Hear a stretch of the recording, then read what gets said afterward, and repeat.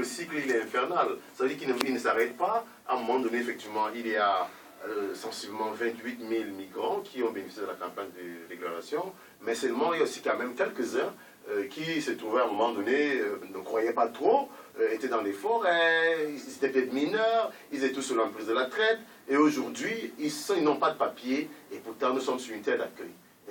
Alors, ça veut dire qu'il y a un plaidoyer qui doit s'élever. Merci, monsieur Nama, encore une fois.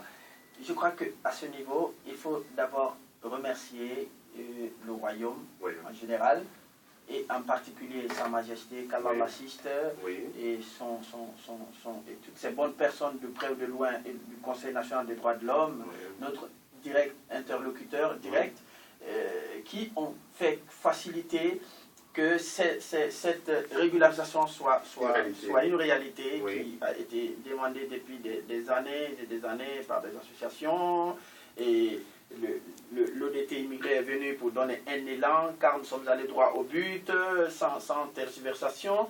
Donc, mais malheureusement, il reste encore au moins quelques 8% qui n'ont pas bénéficié de cette régularisation dont nous défendons toujours jusqu'ici. Nous demandons que ces gens-là aient gain de cause. On ne nous a pas dit non, on ne nous a pas dit oui, mais jusqu'ici, nous sommes en train de bousculer pour que la chose soit une réalité. Mais pour ces jeunes, pendant la régularisation, je vous informe que, d'ailleurs je ne vous informe rien du tout, car vous êtes au courant de tout, l'ODT était le seul syndicat ou la seule association qui était dans les différentes wilayas, qui remplissait tous les documents afin de faciliter, parce que vous savez, nous avons des noms difficiles à écrire parfois, alors pour ne pas qu'il y ait des ratures sur des noms, et malgré tout ça, moi j'ai rencontré plein de noms avec des fautes sur les cartes.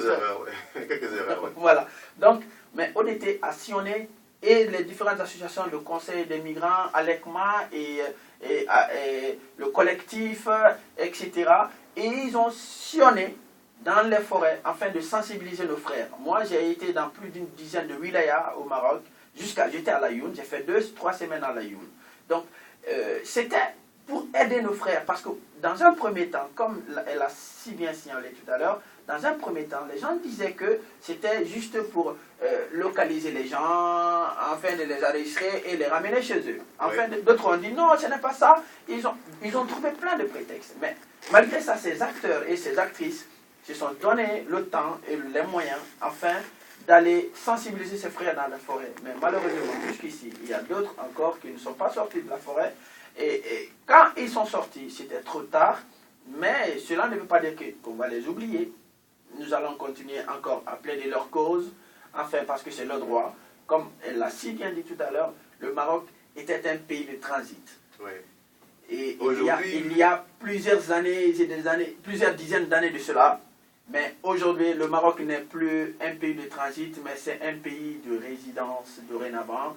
Et grâce à ces documents, qui nous rendent de plus en plus marocains dans ce pays. Nous sommes devenus aussi des Marocains, comme on le dit généralement, marhaba. Donc, nous voulons maintenant l'intégration. Nous voulons l'intégration parce que nous ne sommes pas prêts pour partir. D'ailleurs, l'exemple palpable est là. Cette radio, elle n'existait pas. Vous imaginez ça il y a 10 ans derrière. Non, 2 ans même seulement. Voilà, les gens allaient vous dire, mais monsieur Franck, c'est utopique. Pourquoi tu penses à nous, quand on a créé notre syndicat en 2011, un diplomate m'a dit à l'ambassade qu'il est temps que j'aille en prison. Et effectivement, je suis allé en prison. Je suis allé en prison, mais j'ai eu quand même gain de cause. Ok, très bien. Moi, je pense que Minette, vous avez tantôt dit que vous avez également travaillé sur Nador.